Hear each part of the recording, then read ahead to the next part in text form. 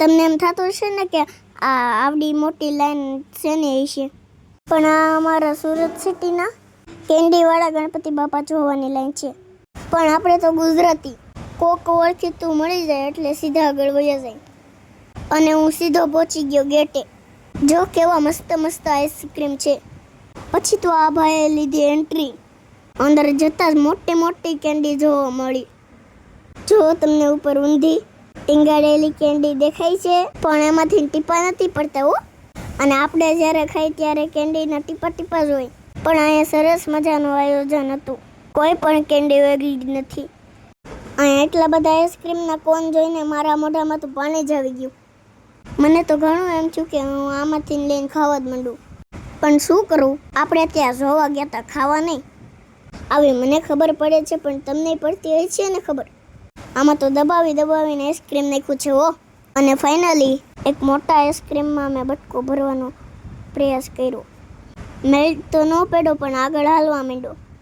આગળ જતાં જતાં ઘણી બધી ચોકલેટ્સની વેરાયટી જોવા મળી.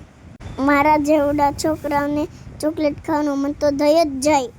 પછી ગણપતિ બાપાના દર્શન કર્યા અને આશીર્વાદ લીધા કે જે મારો આ વિડીયો લાઈક અને ફોલો કરે એમનું ભલું કરજો, અને ન કરે એનું પણ ભલું કરજો. અને છેલ્લે મને ચોકલેટ તો મળી ગઈ હો. પછી તો હું રાજીના રેડ થઈને દોડવા માંડ્યો. જતાં જતાં પણ ચોકલેટનું ડેકોરેશન દેખાણું. તમે પણ મારા જેવડા બાળકોને લઈને કેન્ડી ગણેશ જોવા જાજો, ખૂબ મજા આવશે.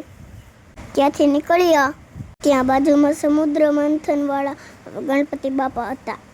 સમુદ્ર મંથનમાંથી જે નીકળ્યું એ અહીંયા પણ લખેલું છે. ખૂબ જ સરસ મજાની લાઇટિંગ્સ અને આયોજન હતું. કેન્ડી ગણેશની બાજુમાં જ આયોજન છે, તો અહીંયા પણ મુલાકાત લેજો. જો આ સમુદ્ર મંથન પણ થઈ રહ્યું છે. આ વચ્ચે વાસુકી નાગનું નેતૃ બનાવેલું છે, જેમના થકી સમુદ્ર મંથન થયું. તો તમે પણ આવી મોજ કરજો. Bye bye.